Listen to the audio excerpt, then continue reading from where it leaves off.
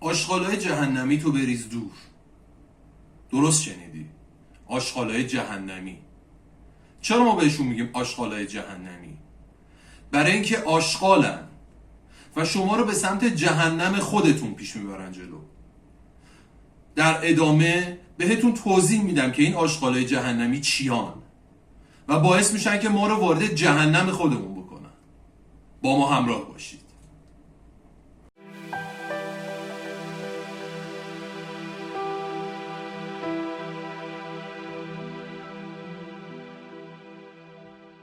سلام، من حسام الدین هستم. به کانال من خوش اومدید. من توی این کانال دارم در مورد کوچینگ و مواردی که مربوط میشه به شخصیت ما و رشد توی به هر حال کسب و کار و زندگی و همه مواردی که ما داریم باهاش برخورد میکنیم میشه. دوستان، ما یه تعبیری استفاده کردیم به اسم آشغالهای جهنمی. اینو میخوام براتون تعریف بکنم که چطوری به وجود اومده. بذار یه داستان اولش تعریف بکنم براتون. من یادمه که یه زمانی ما یه پاتوقی داشتیم توی یه پارکی. اونجا همیشه با رفقا دور هم جمع می شدیم. توی اون جمع یه عده‌ای بودن که همیشه عادت داشتن بقیه رو مسخره بکنن.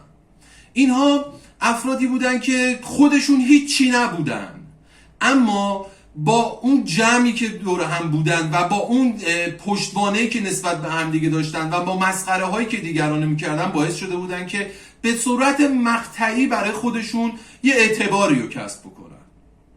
یادمه که یکی از بچه ها رو اینها انقدر مسخره کردن و انقدر زدن تو سرش که بعد از یه مدتی، یه روز که ما رفتیم توی پاتوق، دیدیم که همه ناراحتن. بررسی کردیم چی شده، ماجرا چیه. اینا یکی شنیدیم سیاوش خودکشی کرده. رفتیم توی قضیه رو درآوردیم. چرا سیاوش خودکشی کرد؟ این که خیلی پسر خوبی بود، این که مشکلی نداشت. متوجه شدیم انقدر بچه‌ها زدن توی سر این بنده خدا که این بعد از این مدتی انقدر احساس بی‌ارزشی کرد که رفت خودشو کشت.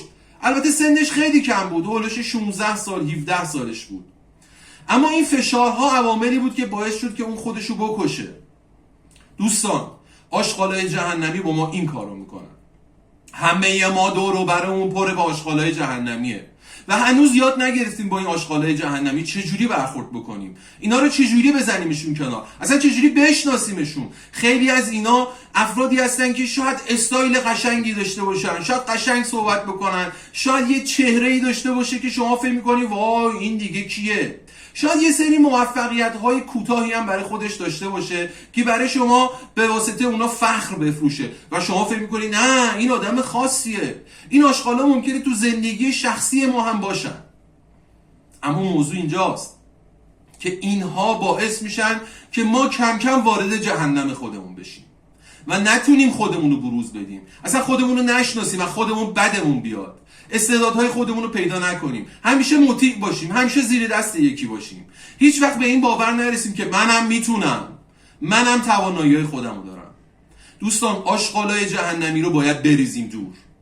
من توی ویدیوهای بعدی مشخصه ها و خاصیت هایی که این آشغالای جهنمی دارن رو به شما معرفی میکنم، اما چیزی که تو این ویدیو میخوام بهتون توضیح بدم اینه که ازتون خواهش میکنم یه نگاه به دور و برتون بندازید، ببینید چقدر از این آشغالا دور و برتون هست، چقدر افراد هستن که اینها دارن انرژی های شما رو از بین میبرن، چقدر افراد هستن که باعث میشن که شما نتونید حرکت بکنید، شما خودتون رو باور نداشته باشید و فقط فکر کنید که اونها بت‌هایی هستن که دیگه تمومه، به جز اونها دیگه کسی دیگه نمیتونه.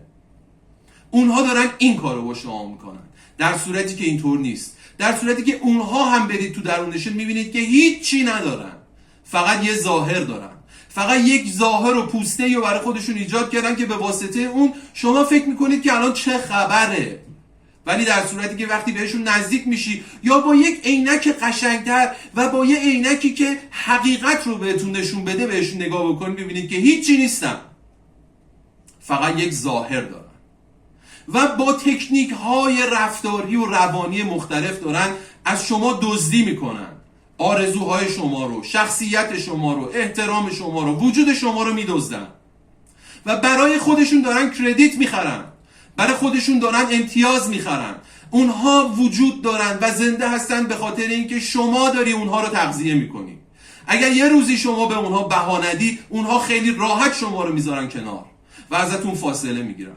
اگر یه روز شما رو اون جوری که همیشه بودی، اون امتیازایی که بهشون میدادی، اون احترامی که بهشون میذاشتی رو نذاری، خیلی راحت پست میزنن. چرا؟ چون براشون اهمیت نداری. شما فقط وسیله‌ای هستی که اونها به واسطه اون درون خودشون رو ارضا بکنن.